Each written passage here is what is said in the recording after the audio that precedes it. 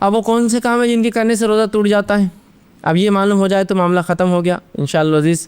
इसके अलावा कुछ भी हो, रोज़ा नहीं टूटा आपको मालूम हो जाएगा। ठीक, तो ऐसे 3 ही काम है जिनके करने से रोज़ा टूट जाता है। पहली चीज़, कोई शख्स अपने बीवी से हमबिस्तरी कर ले, उसका रोज़ा टूट जाएगा याद रखिए। और यहाँ ख़ज़ा भी वाजिब होंगी और कफ़ारा भी लाजिम होगा। बाकी तमाम जगह फ़िदिया लगेगा या खाली ख़ज़ा होंगे, ये की शक्ल जहाँ कफ़ारा ज़रूरी है। लेकिन इस तरतीब को हमको फॉलो करना पड़ेगा। हमको पहले ग़ुलाम आज़ाद करने वाला अमल करना पड़ेगा। ग़ुलामी चूँकि नहीं है तो छोड़ दीजिए, 60 दिन के रोज़े की कोशिश करना पड़ेंगी, दूसरा कफ़ारा। अगर ये भी ना हो सके तब फिर तीसरा ऑप्शन आएगा 60 मिस्किनों को खाना, और ये ना कर सके तब चौथा ऑप्शन आएगा कि जो कुछ अल्लाह ने दिया है उसमें से कुछ आप खाने की शक्ल में लोगों को दे। ये लास्ट स्टेज, इसीलिए मैंने पहले कहा एहतियाती सबसे अच्छी चीज़ है कि इंसान उस अमल की तरफ जा ही ना जो उससे हो जाए जिसकी वजह से कफ़ारा उसे देना पड़े। तो कफ़ारा भी लाजिम है और वो रोज़े की ख़ज़ा भी लाजिम है। दूसरी शक्ल जिसमें रोज़ा टूट जाता वो ये है, जानबूझ के ख़य करने से रोज़ा टूट जाता है।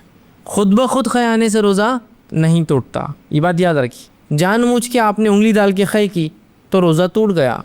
ख़ज़दन ख़य करने से रोज़ा टूटता है। खुद ब खुद ख़य आ गई तो रोज़ा नहीं टूटा। ये अलग बात है कि उसे कमज़ोरी आ गई तो अब आप सोचिए रोज़ा रखना नहीं रखना है, बहुत ज़्यादा ख़य हो गई। एक आध ख़य में तो मैं समझता हूँ कुछ भी नॉर्मल है, नहीं वो ख़य जितना खाया था निकल गया तो अब तो भूखा हो जाऊँगा, तो वो अलग बात है, आपको भूखा रहना, रोज़ा है इसलिए कि रोज़े की अहमियत।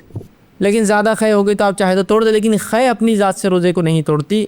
ख़ज़दन जानबूझ कर ख़य करे तो रोज़ा तोड़ता है।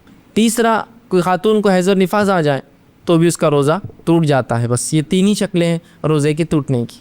पहला, हम बिस्तरी कर ले। दूसरा, जानबूझकर ख़य करे। तीसरा, अगर औरत हो हैज़ और निफास आ जाए तो मामला ख़त्म हो गया, ये तीनों रोज़े नहीं रखेंगे। पहले शख्स को ख़ज़ा भी और कफ़ारा है, ख़य करने वाले को सिर्फ़ ख़ज़ा है, और हैज़ और निफास वाली औरतों को भी जो इसकी ख़ज़ा होंगी बाद रमज़ान उनको वो रोज़े मुकम्मिल करने होंगे जैसे अल्लाह ने ताक़त दी, इस्तात दी।